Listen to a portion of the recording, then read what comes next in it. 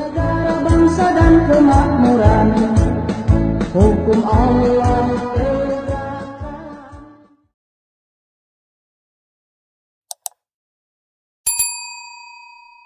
Karena apa yang menjadi visi presiden itu diterjemahkan masing-masing. Karena saya yakin tidak mungkin berani menteri itu buat batu kalau itu bukan tafsir dari apa arahan presiden. Itu presiden yang mana nih? Ya Presiden Masri. Kosongan saya sekarang, presiden maksud saya.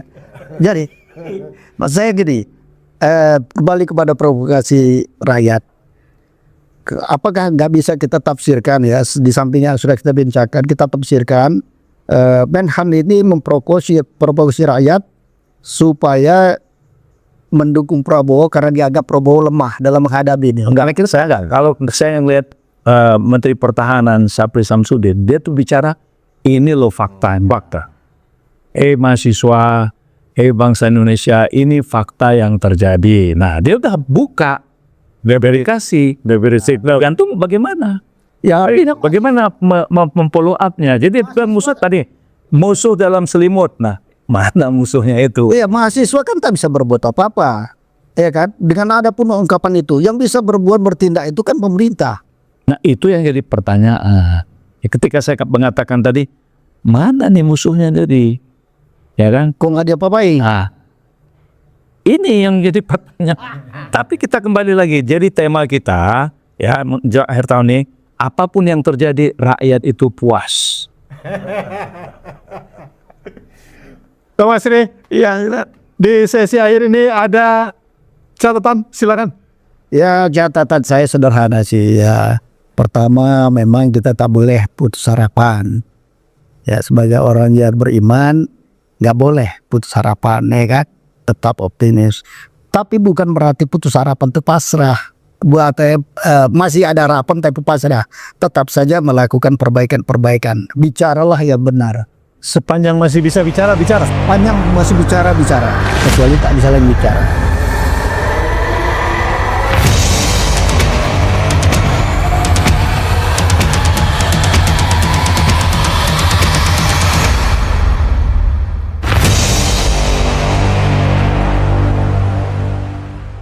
Pemirsa, edisi kali ini Bincang Spesial Jurnal Politik TV berkolaborasi dengan Sisi Pandang Masri Stanggang,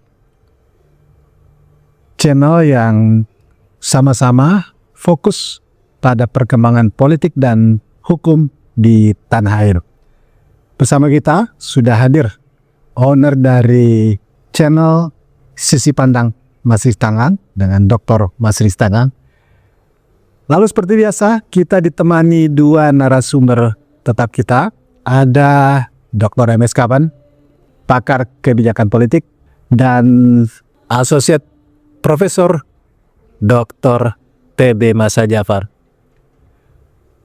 Bang Masri, ini di akhir tahun nih, kita akan coba flashback 1 tahun ini, tentu di bawah kepemimpinan Presiden Prabowo. Kita akan sama-sama lihat, kita akan sama-sama analisis apa yang menjadi tren, baik tingkat kepuasan masyarakat, penderitaan masyarakat, sampai dengan keluh kesah masyarakat pada bulan Desember ini, terutama pasca bencana di Sumatera.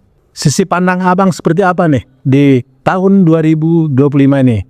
Beberapa hari lagi kita akan beralih ke 2026. Ya, kalau kita melihat dari sisi pandang ini justru lebih luas. Artinya lebih luas begini.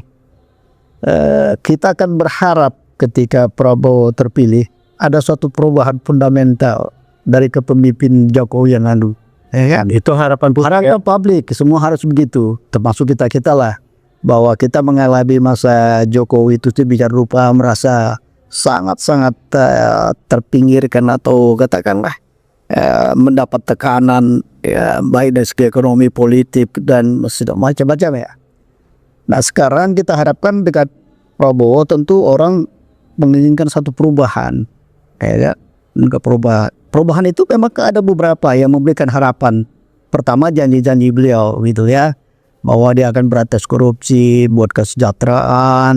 Nah, sebagiannya sudah mulai berjalan kan, jalan. Tapi kan untuk mengukur apakah dia katakan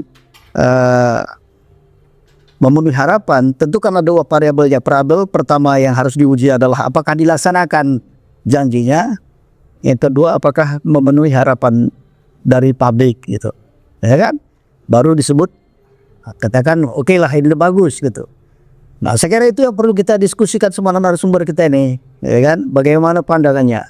Kalau secara umum kita lihat memang ya trennya mula-mula naik ya, macam kurva naik gitu. Kemudian di ujung-ujung ini terasa menurun lagi nih. Malah di akhir tahun ada kecenderungan menurun Dan drastis menurunnya ya. Jadi agak curam grafiknya begitu. Ini barangkali yang perlu kita tanyakan sama narasumber kita nih. Kita konfirmasi dulu ke Bang Kaban. Bang Kaban, di beberapa sesi podcast Anda kerap mengungkap dan coba menenangkan kegelisahan publik. Tenang, ini baru 4 bulan waktu itu. Lalu belakangan, apakah sekarang kita juga akan mengatakan kepada kegundahan publik ini, tenang, ini baru tahun pertama? Atau seperti apa Bang catatannya?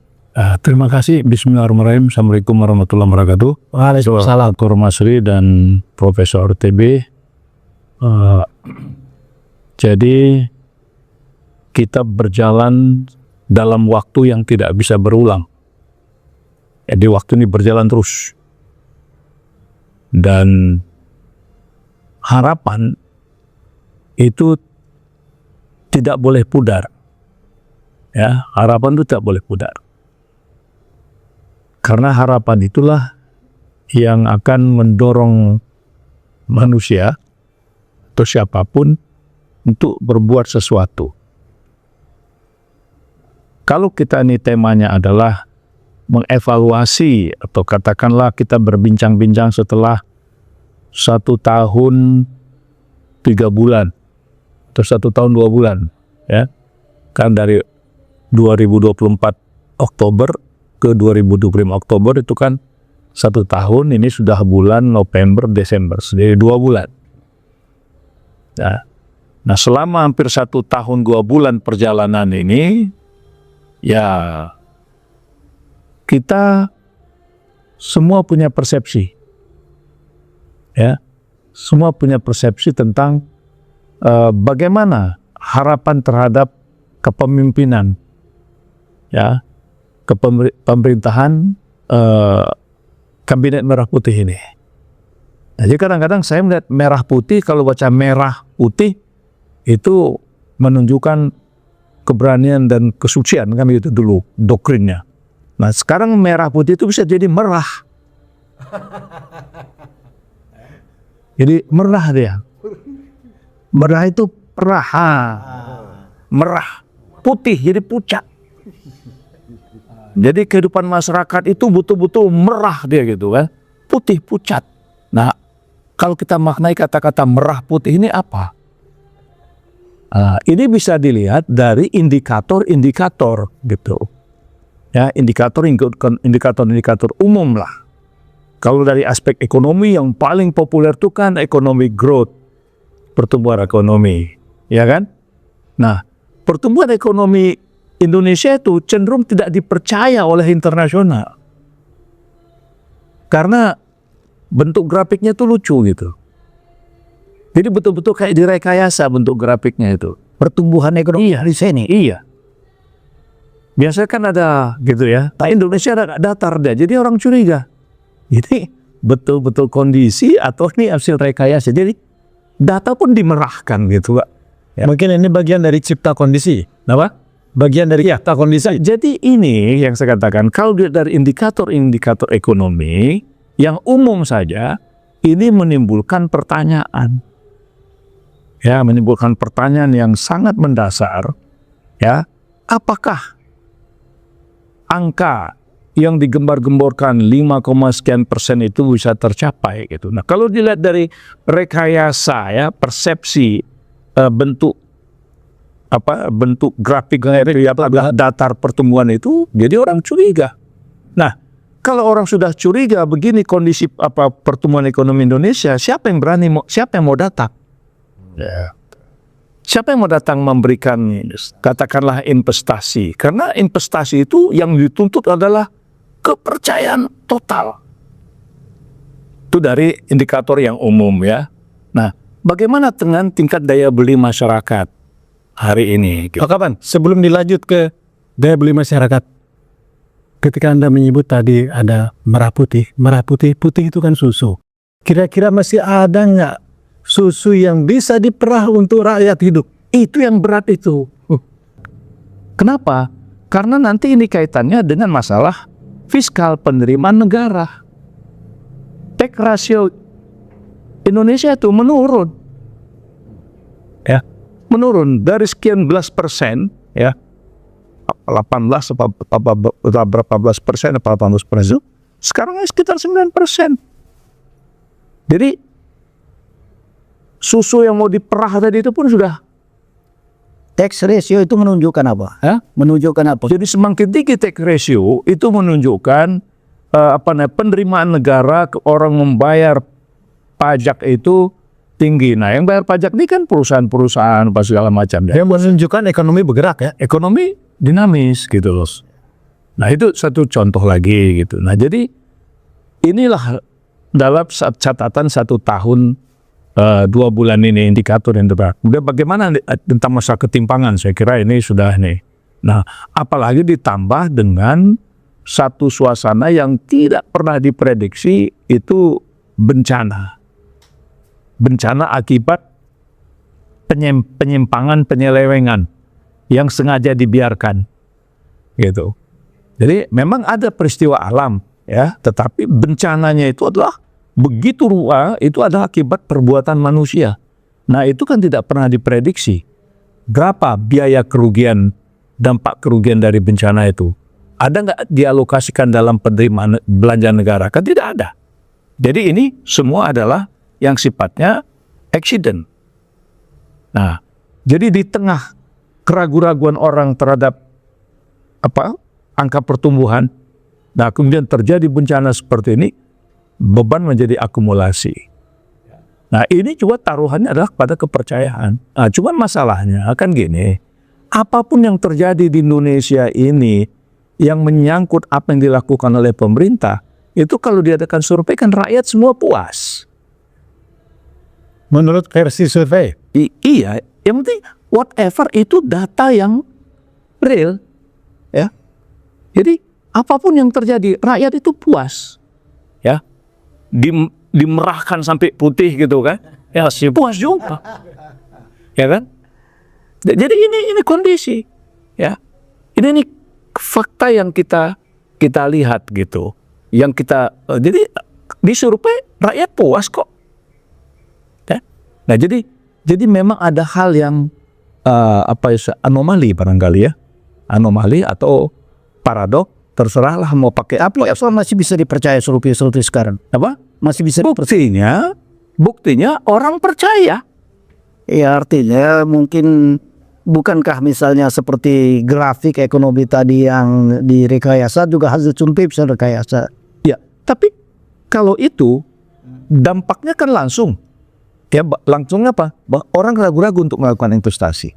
Ya, kita lihat begini argumentasinya, itu di sosial media lebih banyak bernada kritis negatif daripada yang puas. Itu kan belum pernah disurvei. Nah, surveinya ya di media sosial. Iya, ya ada survei. Iya, media sosial yang bikin bahasa itu kan tidak pernah disurvei. Ya, coba nanti disurvei pasti semua judulnya puas.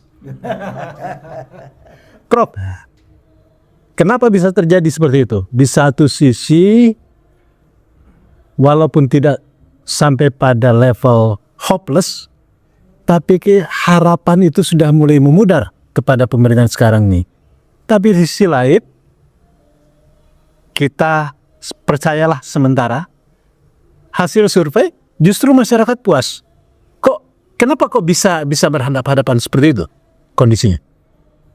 Ya, terima kasih Bung Adi, Pak Dr. M. Skaban, Pak Dr. Masri. Kita jumpa lagi, Pak Masri. Oh, enggak. Saya sejak awal mengatakan Prabowo mengawali kabinetnya itu adalah bagaimana menegakkan hukum itu lebih penting. Carut marut di publik ini salah satu pintu masuk adalah pada soal hukum, penegakan hukum ya. Dan itu sudah banyak diskusi. Dan itu juga nanti indikator ini juga kita bisa lihat apakah publik itu dia memberikan reaksi positif terhadap penegakan hukum. Itu yang pertama ya. Karena ini berkaitan dengan korupsi yang di luar sudah lampu merah. Ya itu sudah banyak datanya. Yang kedua, saya sejak awal mempertanyakan kabinet yang disusun ini itu memang tidak memberikan memberikan satu keyakinan kepada publik. Dari awal kabinet tidak mencerminkan optimisme. 50% itu kan titipan dari masa lalu. Dan menteri-menteri kita bisa lihat ya, menteri-menteri yang langsung terkait dengan indikator apakah ekonomi, hukum dan seterusnya, itu kan bermasalah. Ya, dan publik, saya kira banyak yang meminta, termasuk Tempo, Kompas itu kan selalu mengkritisi. Ya, terutama menteri-menteri yang dianggap bermasalah, banyak kasus. Ya, jadi kalau performa pemerintah Prabowo, saya sebenarnya menunggu kemarin itu sebelum waktu reshuffle kabinet, saya kira menteri-menteri yang bermasalah itu di reshuffle. Ternyata kan tidak. Ya, jadi sepanjang kondisinya dengan satu pendekatan yang sangat konservatif, jadi harapan publik yang begitu tinggi, lama-lama dia, karena kinerja kabinet itu tidak menunjang. Nah ini, tadi Pak Kaban sudah mengatakan, sangat jelas ketika kita melihat pada situasi bencana ini. Ya, apa? Yang pertama menunjukkan memang kerusakan sistem kita ini sudah sangat luar biasa. Ya, sebagian itu adalah peninggalan masa lalu ya. 10 tahun itu luar biasa itu. Kemudian ada fungsi-fungsi pemerintahan yang itu tidak jalan. Nah, lalu muncul analisis, wah ini ada pengembosan dari dalam, ini ada konflik ya antara pemerintah Prabowo, Presiden Prabowo dengan faksi-faksi yang ada di dalam, terutama menteri-menteri titipan. Nah, itu kan berseliweran itu. Bisa percaya, bisa tidak. Tetapi faktanya, ya kita lihatlah, penanganan banjir itu tidak jalan. Negara tidak hadir. Itu mencerminkan apa? Jadi ada korelasi bahwa memang performa pemerintah ini sejak awal itu tidak mengkonfirmasi. Ini mengungkap bahwa pernyataan presiden yang menyebut para menterinya bekerja dengan baik tidak terbukti. Ini apa indikatornya? Kita lihat sampai hari ini di 3 provinsi itu kan sekarang yang bekerja untuk menangani ya efek banjir itu, mungkin juga pasca banjir, itu kan rakyat. Negara tidak hadir. Jadi rakyatlah kemudian mereka atasi sendiri dengan kondisi yang sangat minim. Itu disebabkan manajemen atau keberanian dalam mengelola menteri-menterinya. Ya, dua-duanya Pak Masri. Satu soal leadership, soal kepemimpinan. Kan kita tadinya kan sangat optimis bahwa pemerintah di bawah pemerintah Prabowo, ya kita sangat yakin bahwa Prabowo dia sudah punya pengalaman bahwa pemerintahnya itu pasti jalan dan dia mampu mobilisasi sumber daya. Ini lemah Prabowo dalam kepemimpinan. Ya lemah.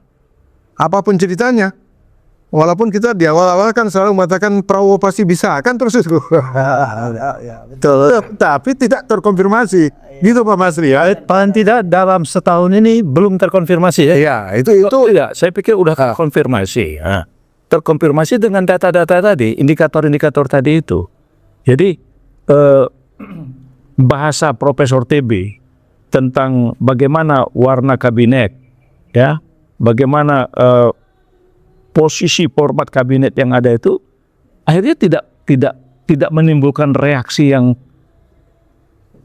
reaksi positif terhadap pasar, katakanlah gitu. Itulah kompromisinya. Enggak, jadi itu konfirmasi lah gitu. Jadi, nah ini, jadi satu sisi katakanlah tadi banyak media-media, banyak institusi-institusi penelitian yang dilakukan oleh berbagai macam media untuk mengkritisi gitu kan. Tapi itu kan hanya sekedar sampai mengkritisi gitu. Hanya sampai mengkritisi yang kemudian Presiden masih menganggap semua ini masih paten. Gitu loh. Faktanya Ya. Itu jadi menurut dia ini paten itu. Gitu. Itulah. Jadi menurut dia paten. Oh saudara lihat aja itu kan arahnya itu kan jelas tuh kan kontrol scan apa segala macam gitu. Itu. Jadi ini yang saya katakan tadi, rakyat puas dan dia pun puas dengan situasi yang ada sekarang ini gitu. Jadi Pak Kaban ya, saya tidak bisa membayangkan, Bung Hadi, andai kata ya di dalam kabinet itu tidak hadir ya sosok menteri seperti Purbaya, ya satu. Andai kata Amran yang memegang cukup strategis sektor pertanian itu tidak hadir. Terus satu lagi, siapa itu? Ada 3 ya? 3 tempat. Satu lagi saya lupa. Jadi kalau 3 menteri ini ya tidak bunyi, sebenarnya kelambanan kegagalan Prabowo itu sudah bisa. Oh, Menhan, satu Menhan. Menhan, gitu Pak Masri. Ya. Ya. Jadi Pak Masri, untung ada 3 menteri ini yang bisa mengkatrol ya tingkat kepuasan publik. Andai kata tidak ada 3 menteri ini atau hanya mengandalkan sebagian dari titipan lama, pemerintahan Prabowo pasti gagal. Ya, jadi memilih yang 3 ini, dia nampak mendapat pandangan positif dari rakyat. Ya. Pertanyaan kita, kenapa tak diteruskan oleh Prabowo atau apa halangan maka dia tak meneruskan, misalnya SDM, Menteri Kehutanan atau ke Polri, kenapa tak kira-kira tadi geser juga? Pak Masri, jadi sejak awal saya katakan susunan kabinet merah putih ini komprominya, kompromi politik itu melebihi apa menjadi kepatutan sebuah pemerintahan yang bisa menopang good governance, ya, sehingga bisa menghadirkan bahwa pemerintah ini adalah pemerintah kerja, kabinet kerja. Karena kalau kita lihat dari saya bukan kalau kita bilang kelayakan kan kita terlalu sombong. Tetapi kita lihat kebijakan-kebijakan satu Menteri Kehutanan itu kan sekarang kelihatan, ya, tidak sesuai dengan ekspresi publik. Ini publik loh. Kemudian siapa lagi tuh? Ada beberapa menteri ya, termasuk juga Erlangga, ya, beberapa menteri-menteri lain itu. Itu publik loh menilai ya. Nah, artinya apa? Artinya saya ingin mengatakan bahwa performan kabinet ini sejak awal memang ada masalah. Sementara tadi Pak Masih mengatakan ini berani apa enggak? Ini bukan soal berani atau tidak berani Pak Masih. Soal Mau atau tidak? mau atau tidak, kuat atau tidak. Kalau pertanyaan mau atau tidak, berarti ya wajarlah kalau dia sudah bisa terkonfirmasi dengan hidup Jokowi, bukan? Itu satu juga. Satu juga. Itu satu juga yang menjadi faktor, ya kan? Karena ingin melanjutkan apa yang dilakukan oleh Jokowi. Betul. Nah, gitu loh. Iya. Jadi karena itu hidup Jokowi itu kan menjadi sesuatu. Jadi memang satu sisi masyarakat itu memang ingin ada sebuah perubahan, ya kan? Satu sisi pemerintah itu ingin melanjutkan apa yang dilakukan oleh Jokowi, jadi melanjutkan. Nah, contoh tadi disinggung misalnya tentang ada Menteri Pertahanan yang mengatakan ada musuh dalam selimut. Loh, mana musuhnya itu? Nah, kok nggak bisa ditembak ya? Nah, mana musuhnya itu? Negara dalam negara. Nah, negara dalam negara.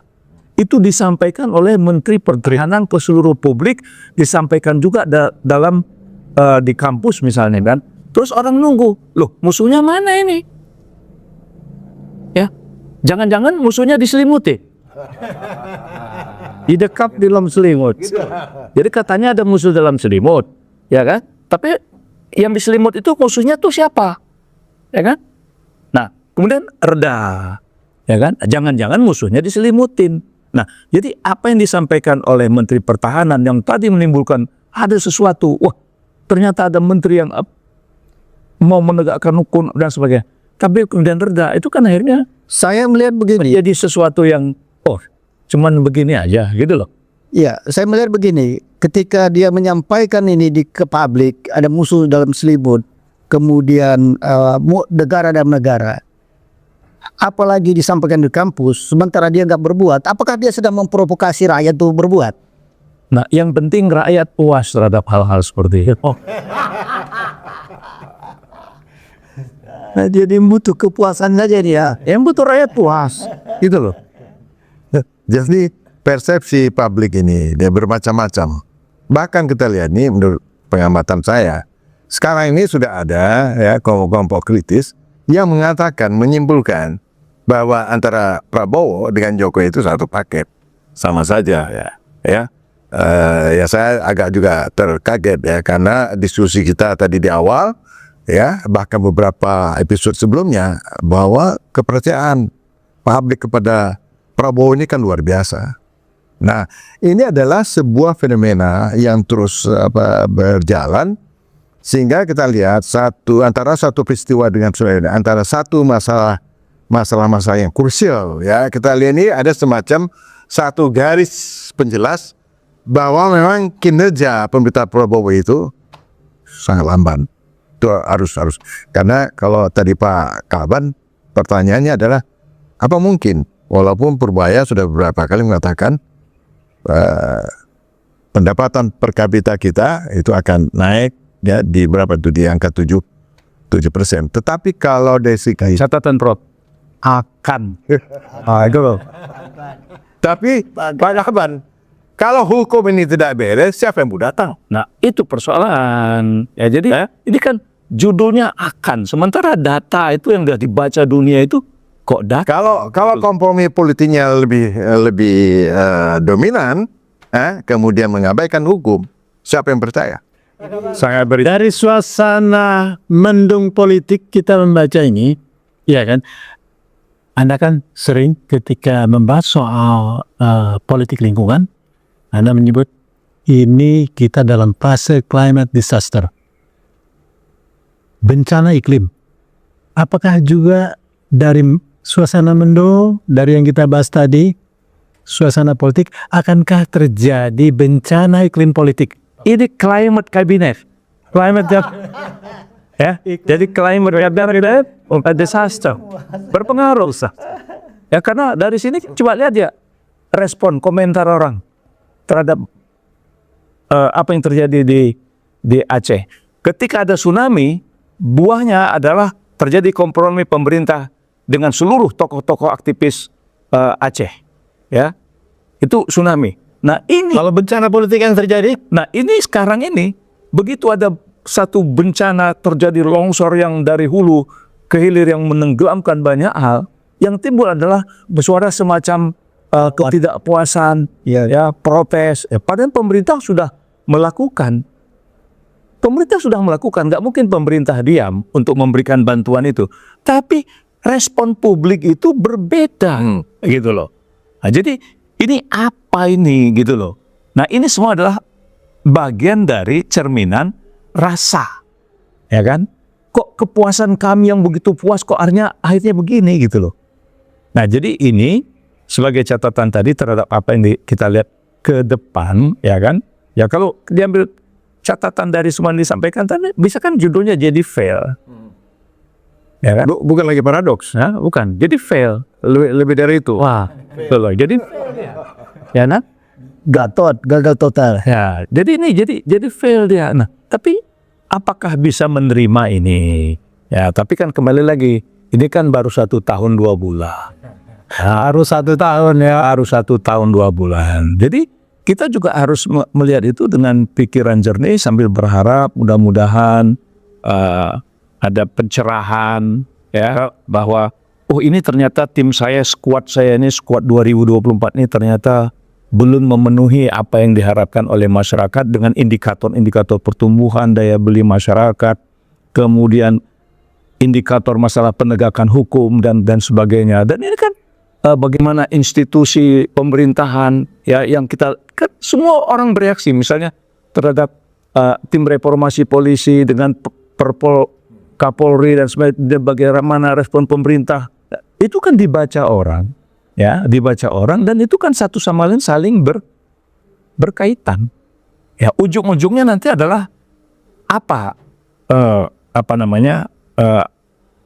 yang dirasakan oleh masyarakat, gitu. Tapi saya tetap ingin mengatakan pada kita semua bahwa kalau dilihat dari indikator-indikator tadi itu, ya bisa jatuhnya fail.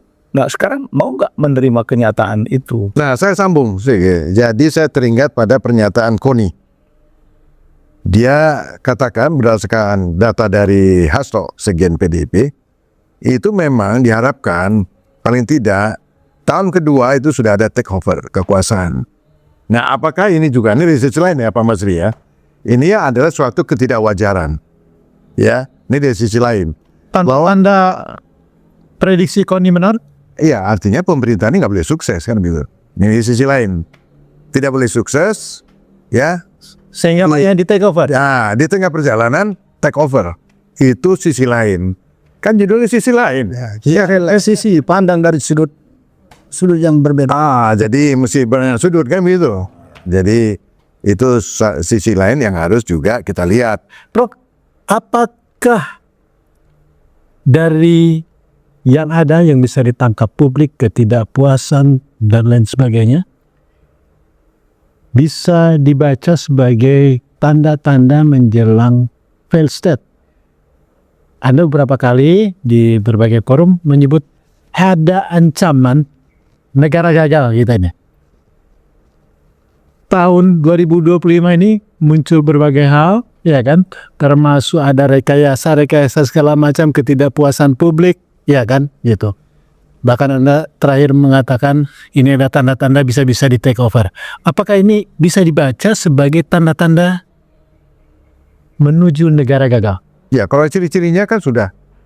Jadi apa yang dikemukakan konsep failed state itu antara lain ya kegagalan penegakan hukum, ya, institusi hukum, kegagalan pemerintah dalam mengambil keputusan ya, tidak mampu melakukan penetrasi dengan kebijakan-kebijakannya, kegagalan bidang ekonomi. Lalu tiga ini kemudian mengimbas pada sektor-sektor lain ya. Dan sebenarnya pada bencana ya, banjir bandang itu clear sekali. Termasuk juga kita sudah bisa membaca mengapa hukum itu tidak mudah ditegakkan oleh Pak Prabowo, dan saya cenderung tidak akan berhasil. Dari sisi pandang Mas Risi Tanggang, Anda setuju bahwa ini sedang muncul dan dibaca sebagai tanda-tanda menuju negara gagal? Ya, kalau tandanya kalau menurut saya sudah lebih dari 50%. Lebih dari cukup tanda-tanda Dari cukup. Pertama, kemampuan dari Prabowo sebagai presiden untuk memanage menteri-menterinya. Omongan dan perilaku menterinya ini kan semua saling tak memuaskan rakyat, malah membuat bosan dan benci orang, jengkel. Menteri Kehutanan sederhana aja ngomong menghadapi semua soal begini, menteri apalagi BNPB itu juga ya soal kain gelondongan, semua menunjukkan apalagi apa yang ditampilkan oleh Tito Karnavian sebagai menteri dalam negeri yang meremehkan bantuan Malaysia hanya karena $60 atau 60.000 itu. Ini bukan perilaku masyarakat kita. Semua menterinya itu. Nah, di sini saya melihat Prabowo tak mampu mengatur ini. Harusnya yang begini nggak boleh ada sebagai orang menteri, ya kan? Nggak boleh ada penyimpangan perilaku dan apa, terutama menghadapi apa ini, apa nyata menghadapi banjir ini. Nah, begitu juga misalnya perilaku Kapolri dengan Perpolnya tadi. Bagaimana seorang jenderal bisa menabrak dengan sengaja keputusan MK? Ini lucu nih. Lucu, sangat lucu. Baru tahu lucu. Ya aku baru tahu seorang jenderal yang namanya Prabowo bisa digitukan oleh bawahannya. Itu yang baru tahu. Kalau lucunya mesti bisa tahu lucu. Sejak lama sudah lucu. Sudah lucu. Jadi seperti saya bayangkan tadinya ya ini terus terang. Kita kan pendukung Anies. Tapi setelah misalnya Prabowo terpilih kan kita legowo dan senang hati dukung Prabowo ini, ya kan? Dan beberapa gebrakan yang dilakukan melalui korupsi, pengambilan IMIP, pengambilan yang di Belitung, ya timah tambang itu kita senang. Dan kita berpikir kalau betul-betul tambang ini bisa diambil, dikuasai, target selanjutnya adalah bagaimana rakyat tidak ditarik pajak lagi, ya kan? Jadi negara ini harus dibangun dengan dana dari tambang, bukan dari pajak. Ya masa negara sebesar ini, sekaya ini dibiayai oleh pajak, itu kan bingung kita. Ya kan? Menggaji presiden, menggaji apa kok rakyat? Negara kaya. Ini luar biasa. Jadi sampai waktu itu dia melakukan gebrakan-gebrakan kita senang. Tapi kemudian keluar undang-undang KUHP, bingung kita, polisi punya kewenangan lebih banyak menangkap dan segala macam. Muncul lagi polisinya begitu boleh memasuki beberapa 17 instansi. Ya kerja sana. Saya kira ini apa ini ya kan? Reformasi polisi bertentangan dengan apa yang berjalan sekarang. Itu loh. Jadi kalau melihat itu Prabowo tidak melakukan tindakan dan respon apapun untuk perbaikan, saya udah menunjukkan bahwa dia seperti yang Pak Kaban katakan, dia melanjutkan apa yang ada. Nah bahasa saya, Tapi kan gini, tidak mungkin seorang menteri itu melakukan langkah-langkah kebijakan kalau tidak menerjemahkan apa yang disampaikan oleh presiden, gitu loh. Menurut Anda linear nggak? Apa yang dilakukan menteri dengan apa yang sampai Presiden tuh puas apa yang dilakukan oleh menteri-menteri yang ada sekarang, tuh loh. menunjukkan linear. Gitu. Jadi puas gitu. Jadi saya hanya mau melihat itu dengan bahasa yang sudah dipublikasi, karena presiden pun dalam arahan-arahannya tuh semua apa yang tadi disebutkan, bagaimana posisi menteri luar negeri, ya kan? Kok nggak ada omongannya? Sedangkan udah 1 tahun dia di menteri, nggak ada omongan dia, visi dia sebagai menteri luar negeri itu seperti apa, nggak ada, ya kan? Nah, tapi presiden tenang, berarti presiden puas dengan situasi seperti itu, gitu loh. Nah, begitu juga misalnya terhadap yang lain-lain lah gitu ya. Ada panglima di Sumatera Utara yang bahasanya menurut saya tidak pas ketika merespon. Presiden juga tenang aja, biasa aja, ya, nggak ada masalah. Gitu. Kalau sikap presiden itu mungkin nggak bahwa itu satu langkah presiden untuk, kalau istilah Bang Masri tadi kan, tersangkut Menhan, memprovokasi masyarakat untuk marah gitu. Enggak, rakyat Indonesia tuh udah kebal. Tidak kebal ya. Udah kebal. Ya. Tak bisa lagi diprovokasi ya. Bisa diprovokasi. Yang ditunggu rakyat itu apa yang Bapak buat? Apa keputusan yang dilakukan yang berdampak kemudian pada kehidupan masyarakat? Ya. Nah, jadi kalau sekarang daya beli masyarakat lemah, kemudian ketimpangan pemilikan, alokasi lahan dan sebagainya, apa langkah? Ada hal yang sebetulnya gini ya, Profesor. Presiden tuh berulang-ulang menyebutkan pasal 33 ya, untuk sebesar-besar kemakmuran rakyat. Sekarang formula untuk sebesar-besar kemakmuran rakyat itu implementasinya seperti apa dalam kebijakan-kebijakan yang betul-betul rakyat menikmatinya. Nah, ini kan belum, ya kan? Nah, jadi sampai hari ini itu orang puas mendengar. Jadi kepuasan tuh dari ngomongnya orang udah puas. Rakyat udah senang ya. Senang dia. Cukup dengan ngomong-ngomong.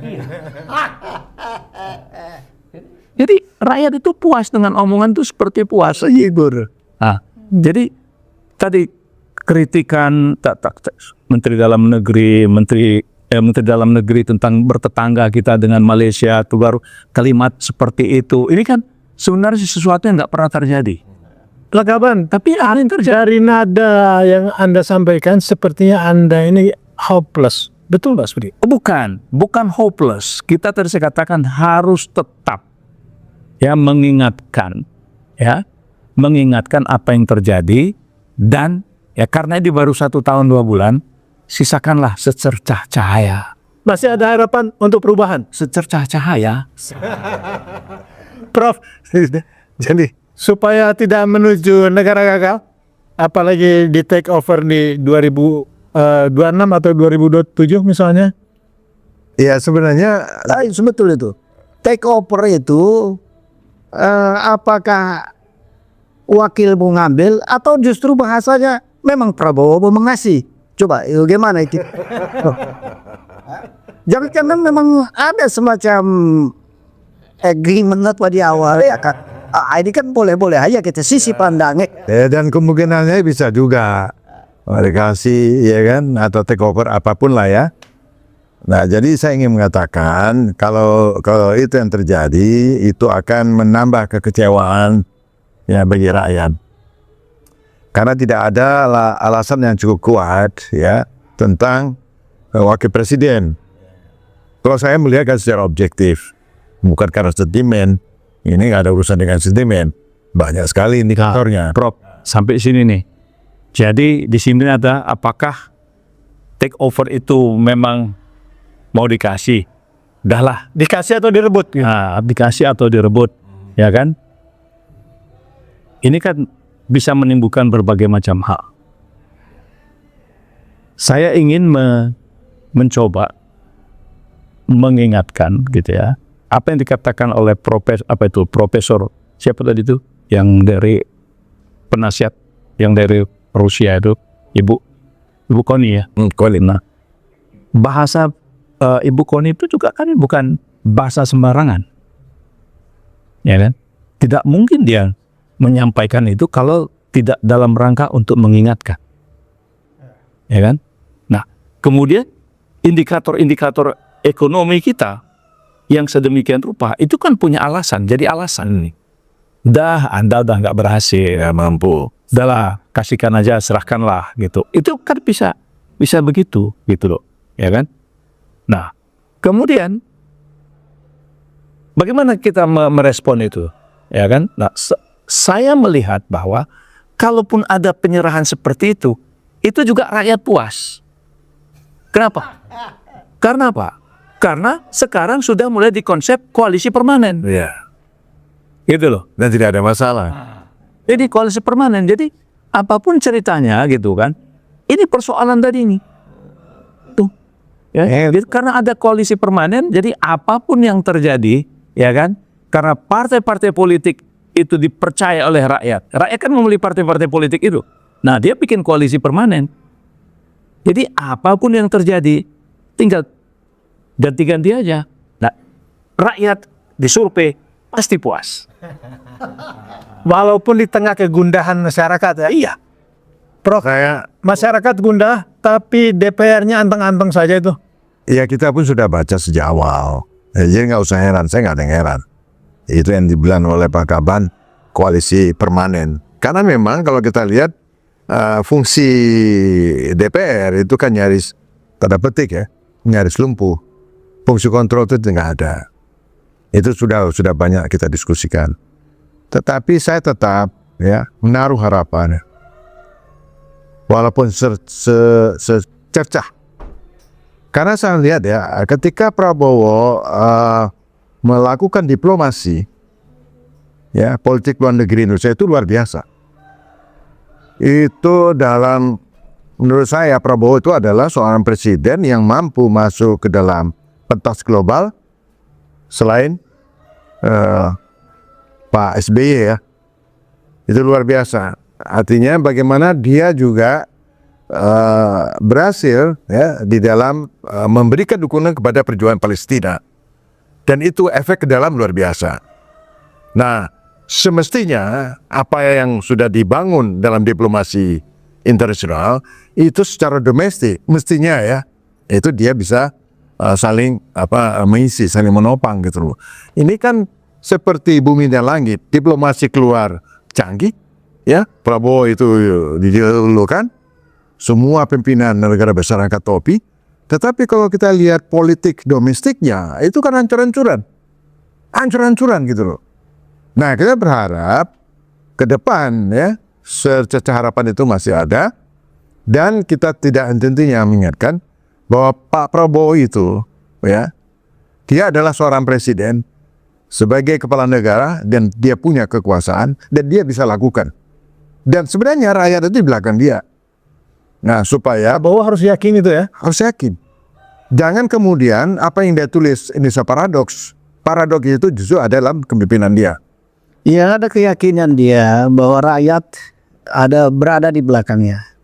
Tapi keyakinan ini bisa memunculkan sikap seolah-olah dia representasi rakyat, sehingga apa yang dilakukannya sudah disetujui rakyat. Rakyat puas seperti kata Pak. Sebetulnya ini kan kawan ini pikiran begini. Nah, sebetulnya kita harapkan Prabowo itu di depan kita di belakang, dalam rangka meretas, menghabiskan semua halangan-halangan dalam membangun bangsa ini. Kan itu maksudnya sebetulnya dari sisi kita. Saya khawatir sisi Pak Prabowo berbeda. Bahwa karena rakyat sama saya, nggak usah takut apa saya ya. Itu berbeda. Berbeda. Kenapa?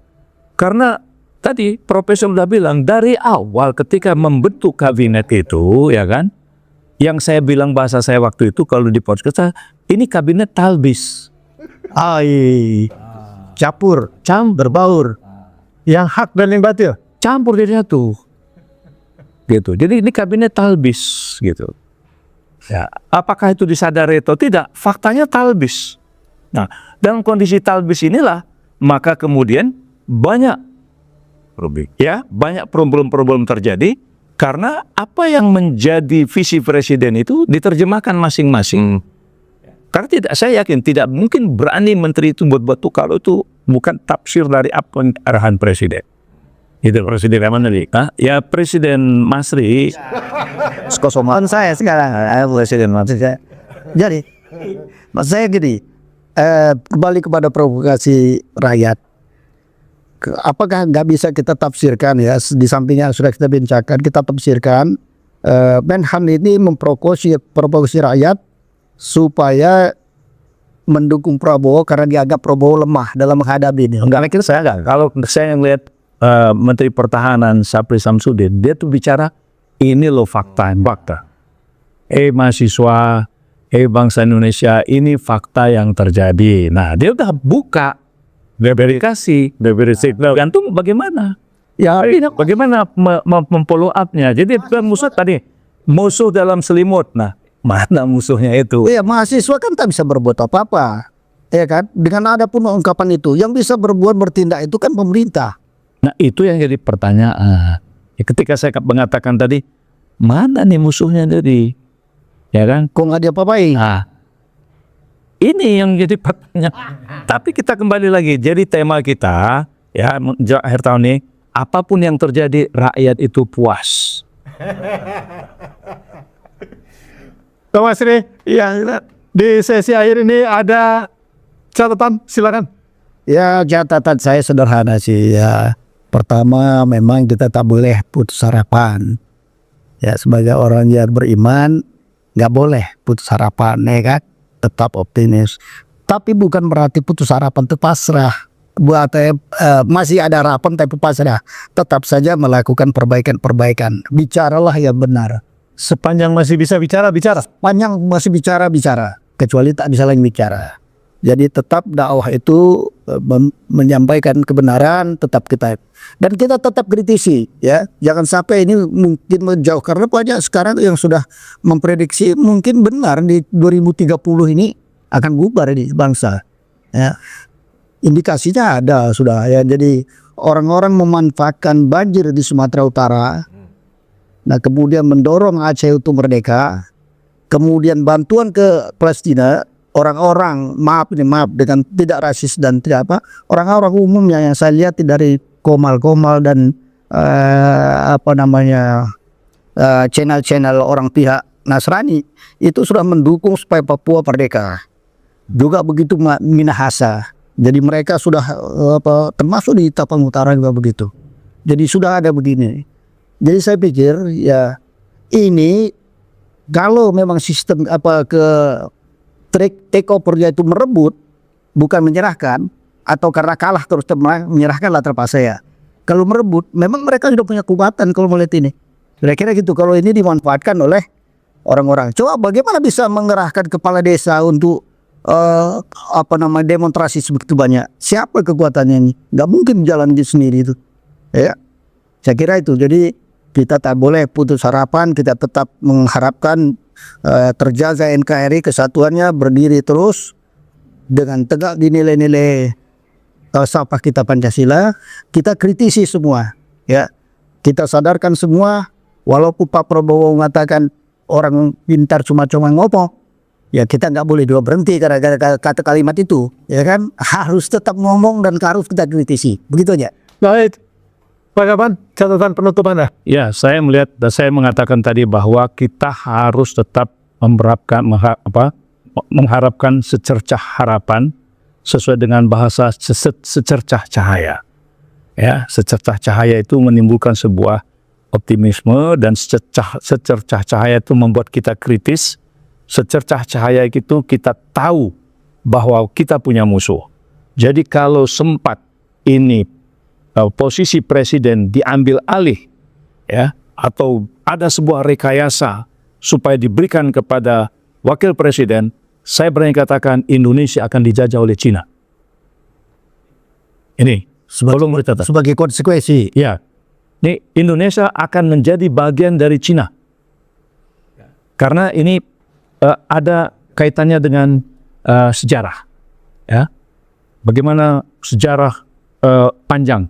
Ya. Nah, oleh karena itu kita harus berani memotong telinga. Memotong telinga orang-orang yang tidak berkomitmen terhadap Negara Kesatuan Republik Indonesia. Jadi kan dulu ada peristiwa pemotongan telinga kan, Utusan dari Cina, ya apa namanya itu. Jadi saya ingin kita semua hati-hati. Jadi sudah nampak dari berbagai macam sudut-sudut, ya, celah-celah di Republik ini, ya, bahwa jika rekayasa, ya, itu diberikan kepada yang menggantikan PS08 ini, saya berkeyakinan Indonesia akan menjadi bagian koloni Cina. Ini tidak boleh terjadi. Ya, apapun harus dihadapin oleh bangsa ini. Yang saya katakan, kita harus tetap optimis dengan secercah cahaya, secercah harapan tadi itu. Prof, catatan Anda sebagai penutup menuju 2026. Ya, bisa jadi ya, ciri-ciri negara gagal itu sudah banyak indikatornya, dan mungkin negara gagal itu ada pintu masuk. Ya, seperti dikatakan oleh Bang Kaban, bahwa Indonesia itu akan bukan hanya kepemimpinannya, yang mungkin mulai dari kepemimpinan pemerintahan, pada akhirnya kita akan menjadi negara koloni baru, ya. Itu lambat atau cepat itu pasti. Oleh karena itu, saya sangat tertarik pada pernyataan Jenderal Syafri Samsudin, ada negara dalam negara. Nah, saya kira ke depan, ya, semua elemen-elemen rakyat itu harus mempunyai kesadaran, ya, yang sama untuk terus bersuara dan mengantisipasi kemungkinan-kemungkinan bahwa negara ini bisa pindah kedaulatannya. Itu saya kira sangat mungkin, ya, kalau negara itu memang sempurna dia menjadi negara gagal, dan inilah pintu masuknya. Baik, terima kasih Prof. TB, Pak Kaban, dan khusus pada rekan channel Sejawat, Sisi Pandang Mas Riz Tanggang. Pemirsa, tetaplah yakin masih ada secercah cahaya harapan seperti sampaikan oleh Pak Kaban, agar tidak menuju negara gagal seperti diungkapkan oleh Prof. TB Masa Japar, yang dikunci oleh Dr. Mas Riz Tanggang, bahwa kita harus tetap berada dalam satu wadah negara kesatuan Republik Indonesia. Tetap bersama channel Sisi Pandang Mas Riz Tanggang dan Jurnal Politik TV. Billahi taufiq wal hidayah. Wassalamualaikum warahmatullahi wabarakatuh. Merdeka! Allahu Akbar.